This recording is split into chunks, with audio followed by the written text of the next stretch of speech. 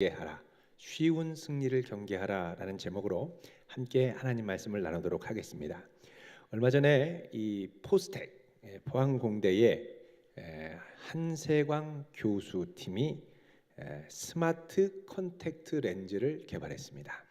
자, 스마트 컨택트 렌즈라는 건 뭐냐면 환자의 눈물에 이 당분이 포함되어 있다는 거예요.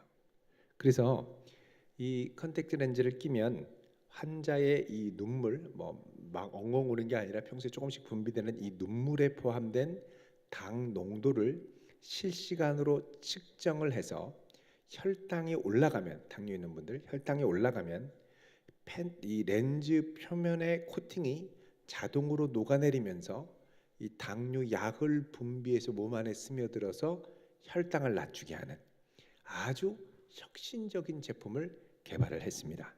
구글에서 전에 혁신적인 제품으로 몇 년 전에 개발한 게 이런 스마트 컨택트 렌즈였는데 구글에서 만든 거는 이 혈당을 측정하는 정도까지만 나왔었죠. 근데 측정하는 것도 정확하지 않았는데 여기서는 아주 정확하고 약까지 분비하는, 이게 우리나라의 이 산업통상자원부가 세계적인 기술 기업을 육성하기 위해서 지원한 이 국책 사업 월드 클래스 300이라고 하는 프로젝트의 지원을 받아서 만든 제품입니다.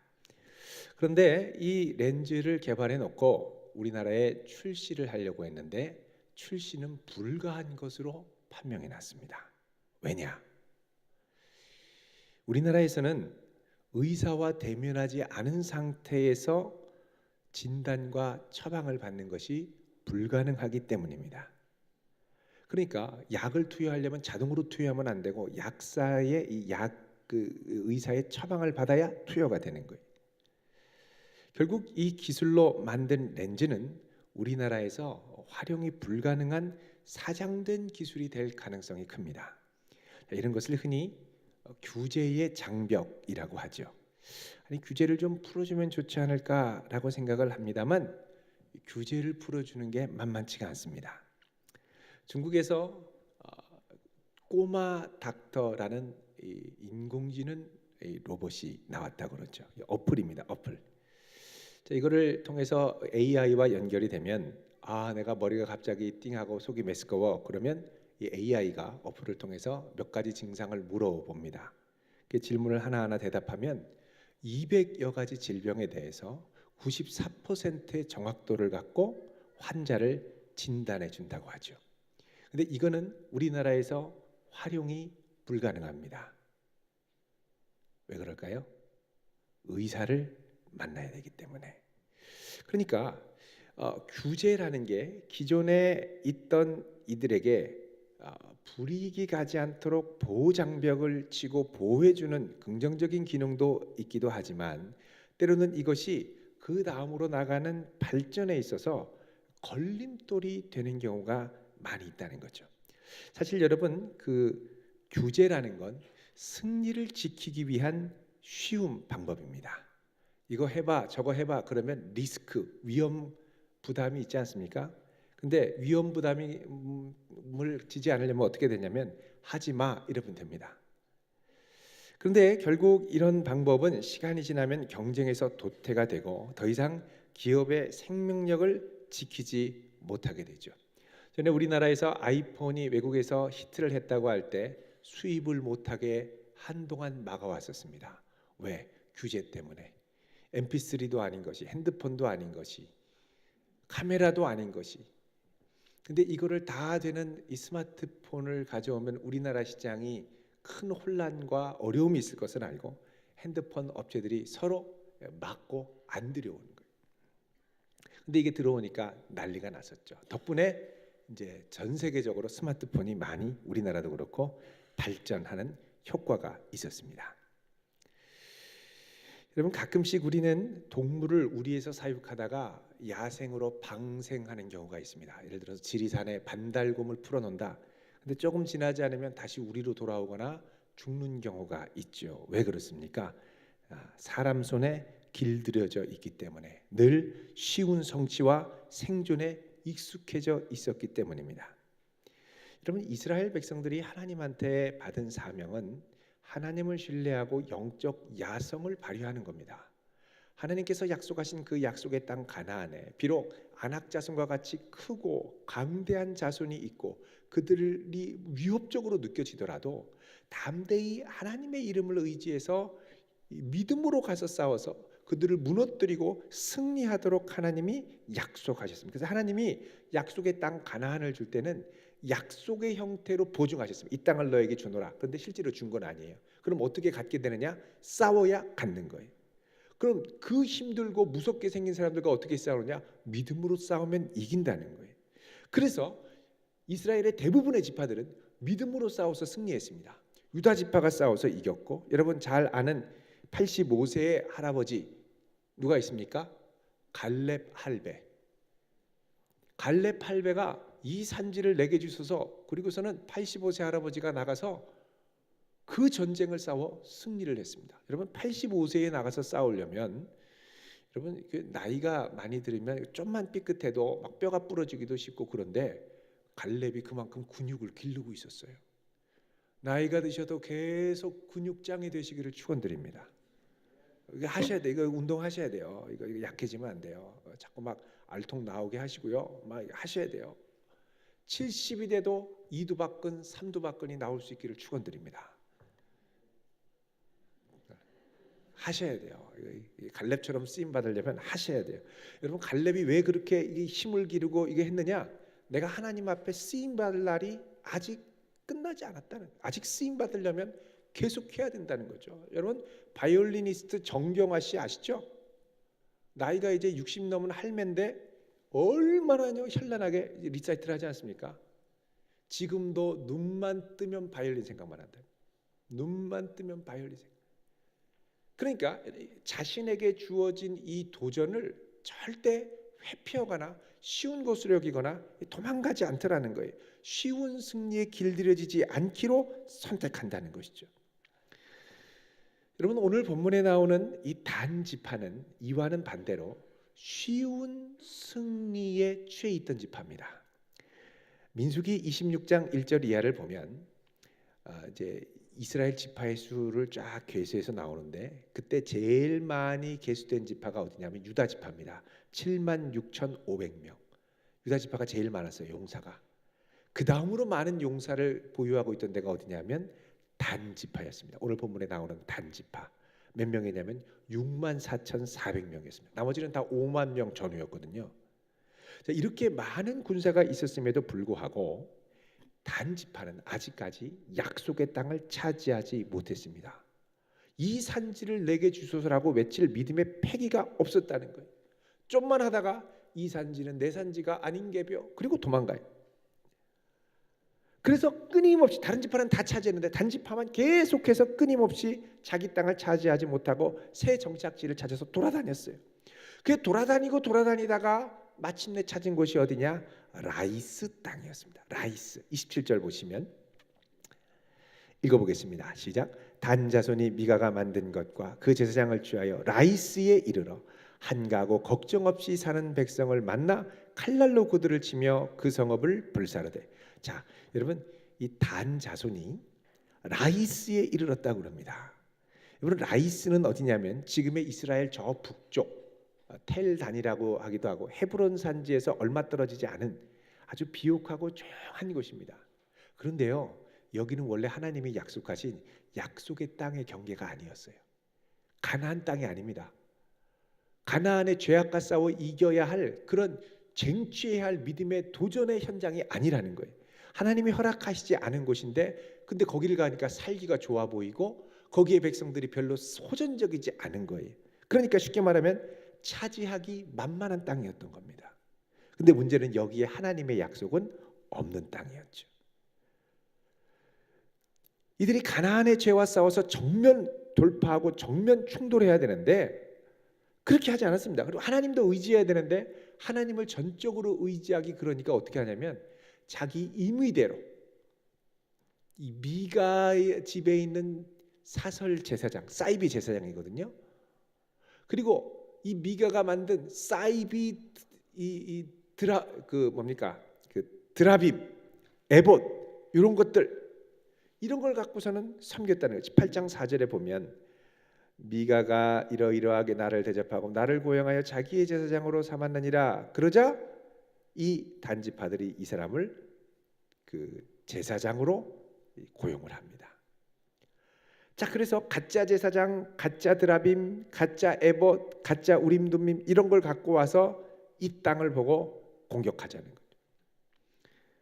그래서 보니까 아무도 걱정 없이 사는 백성, 그러니까 뭐 공격도 하지 않고, 그러니까 이들을 보고 칼날로 치면서 성읍을 불살르되 28절에 그들을 구원할 자가 없으니 그 성읍이 베드로훔 가까운 골짜기에 있어서 시돈과 거리가 멀고 상정하는 사람도 없다. 교제하는 다른 민족들도 없고, 그래서 여기를 아주 손쉽게 정복하고 단 자손이 성읍을 세우고 거기에 거주했습니다. 그래서 이스라엘의 12지파는 전부 다 각각 분배받은 땅에 자기 지파를 세우는데 단 지파는 여기저기 헤매다 결국은 약속의 땅이 아닌 북쪽에다가 지파를 세우게 됩니다. 그리고 이들이 거기에 가서 성을 세운 다음에 뭐 하냐면 30절 보시면요, 읽어보겠습니다. 시작. 단 자손이 자기들을 위하여 그 새긴 신상을 세웠고 모세의 손자여 게르솜의 아들인 요나단과 그의 자손은 단 지파의 제사장이 되어 그 땅 백성이 사로잡히는 날까지 이르렀더라. 아멘. 자, 단 자손이 자기들을 위하여 무엇을 세웠습니까? 신상, 우상 세웠네요. 근데 거기에 또 제사장을 세웠는데 제사장을 누굴 세웠느냐? 모세의 손자를 제사장으로 세웠다는 겁니다. 여러분, 제사장의 후손은 모세의 후손입니까? 아론의 후손입니까? 아론의 후손이죠. 모세의 후손은 제사장과 아무 상관이 없습니다. 그런데 왜 세웠어요? 정통성을 따질 입장이 아닙니다. 형식만 갖추면 되는 거예요. 대충 아론의 손자여야 되는데 모세의 아들이라 유명하다는 이유로 그냥 한 거예요. 여러분, 이렇게 손쉽게 약속의 땅 아닌 다른 땅을 차지한 단지파는 나중에 어떻게 되냐면요, 역사상 가장 먼저 사라집니다. 가장 먼저 사라져요. 왜요? 가장 쉽게, 가장 쉬운 승리, 하나님이 원하시지 않는 편법적인 승리를 거두었기 때문에. 여러분, 우리가 쉽게 사라질 것을 위해 쉽게 달려갈 게 아니라 영원히 남을 것을 위해서 좀 더디더라도 정면으로 돌파하며 가야 합니다. 여러분, 하나님께서 나에게 기도하라고 하실 때가 있죠. 에이, 기도 안 해도 뭐 대충 하다 보면 넘어가겠지. 예, 넘어는 갑니다. 근데 기도해야 될 때 기도하지 않으면 하나님의 역사가 나타나지 않습니다. 내 삶에 맺어야 될 하나님의 거룩하신 열매가 맺어지지 않는다는 거예요. 자, 여러분, 다니엘 12장 3절을 보겠습니다. 다니엘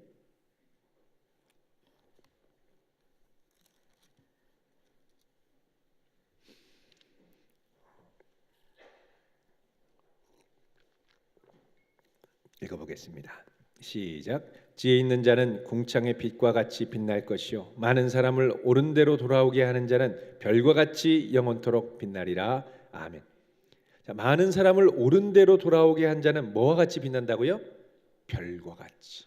여러분, 다른 사람들을 주님께로 돌이키게 하는 거 쉽습니까? 어렵습니까? 만만치 않습니다. 근데 이걸 통하여 주께 돌아온 자는 어떻게 해요? 별과 같이 빛난다고 그러죠. 갤럽에서 연구조사를 했더니 한국교회 성도들이 열심히 하는 것 여러 가지가 있습니다. 말씀 공부, 기도 생활, 예배 생활. 그런데 제일 안 하는 것 전도로 나왔습니다. 얼마 전에 전도 안 해요. 그리고 말을 열어서 입을 열어서 주님께 나오라고 신앙생활하라고 말하기가 되게 쑥스러워지는 경우가 많이 있다는 거죠. 여러분, 이런 것도 기도하며 정면 돌파하시기를 바랍니다. 예수 믿니? 신앙생활 해봐. 너무 좋아. 내가 하니까 너무 좋더라. 에이, 아직까지 그런 유치한 걸 믿니? 나는 믿어. 회피하지 마세요. 정면으로 맞닥뜨리세요. 여러분, 우리 삶에 도전이 있죠. 지금 내가 청년회 때 해야 될 게 있습니다. 또 하나님께서 내게 주신 정말 가기 싫은 정면으로 돌파해야 될 게 있어요. 근데 우리는 정면으로 돌파하는 게 막 힘들 것 같으면 자꾸 회피합니다. 다음에, 나중에, 때가 되면, 기회 봐서. 근데 그거 회피하면 또 돌아옵니다. 제가 예전에 대학교에서 이제 학생들을 만나서 강의할 때 이제 뭐 취업 준비하고 하면서 영어 공부가 고민이에요. 그럼 제가 열심히 하라고 하겠죠. 그러면서 꼭 하는 말이 있습니다. 너 영어 공부하기 싫어서 그렇게 맨날 도망 다니면 내가 예언컨대 평생 영어가 네 뒤를 따라다닐 것이다. 그럽니다. 이게 무슨 말이냐? 여러분 그거 한번 회피한다고 그게 없어질 게 아니라 또 다음에 꼭 필요한 결정적인 순간이 나오거든요. 그럼 그때 회피했던 게 또 걸려 넘어지는 거예요. 그때 다시 정신 차리고 정면 돌파해서 잘하면 그 다음에는 상관없는데요. 또 회피하고 도망가거든요. 그럼 어떻게 돼요? 또 그 자리에 걸려 넘어집니다. 그러니까 내가 회피하고 젊었을 때 도망갔던 거는요. 어느 순간 결정적인 때 반드시 나타나게 돼 있습니다. 그거 회피하지 마십시오. 관계에 있어서도 그렇습니다. 내가 그 인간 들어와서 피하면 그 인간이 평생 안 나타날 것 같으세요? 결정적인 때도 나타납니다. 그 관계를 정면으로 돌파하셔야 되는 거예요. 여러분 내가 기도해야 될 때 하나님 앞에 기도로 이걸 승분해서 내 인생에 결단을 내릴 때가 되면 기도하고 몸부림을 쳐야 됩니다. 근데 무슨 기도 그냥 뭐 누구의 조언을 받아서 대충 하면 반드시 후회해서 또 무릎 꿇고 눈물 콧물 다 쏟으면서 기도로 정면 돌파해야 할 때가 반드시 찾아오게 돼 있습니다. 돌파해야 되는 거예요. 그거는. 그럼 매도 늦게 맞는 게 좋습니까? 빨리 맞는 게 좋습니까? 늦게 맞는 게 좋다고요? 이왕 정면 돌파할 거면 빨리 주님 앞에 나와서 정면 돌파해야죠. 어떤 분은 미루면 미룰수록 창의적인 영감이 생긴대요. 자꾸 미룰 생각. 그럼 그렇게 미루다가는 반드시 또 한 번 겪게 돼 있습니다. 여러분 젊을 때 여러분 뭐 패싱 논란 많지 않습니까? 재팬 패싱, 중국 패싱. 근데 여러분 우리 인생에도 패싱 하고 싶은 게 많이 있습니다. 관계 패싱, 친구 패싱, 학점 패싱, 저 교수 패싱, 저 선배 패싱. 자꾸 패싱해 보십시오. 반드시 나타납니다. 결정적일 때 꼼짝 못하게 만들어버려요. 그거 패싱할 게 아닙니다. 믿음으로 기도해야 돼. 내가 계속 패싱만 하다 보면 어떻게 되냐? 단지파처럼 지파 자체가 패싱되는 거예요. 내 인생 자체가 아무것도 아닌 것처럼 패싱되는 거예요. 그것처럼 힘들고 허무한 게 어디 있습니까? 패싱 하다 보니까 너도 패싱 이렇게 되는 거예요. 여러분 내가 믿음 생활을 제대로 해야 될 것 같으면 눈을 부릅뜨고 시작할 수 있기를 바랍니다. 이번 여름에 뭐 하십니까? 새벽기도 나오시기를 축원드립니다. 젊은이들이 저는 새벽기도 꽉 채우면 좋겠어요. 3시에 자지 말고 3시에 일어날 수 있기를 축원드립니다. 제가 3시에 일어나서 나오거든요, 교회. 3시에 나올 때 어디를 들리냐면 요 앞에 이마트 24시를 꼭 들립니다. 커피 한 잔을 빼요. 그러면 거기에 꼭 대학생들이 쫙 앉아 있습니다. 이 학생들 담배 팍 피고 나와서 갑자기 제 눈치를 보는 사람들도 있습니다. 우리 교회 예배 온 사람 같아요. 새벽에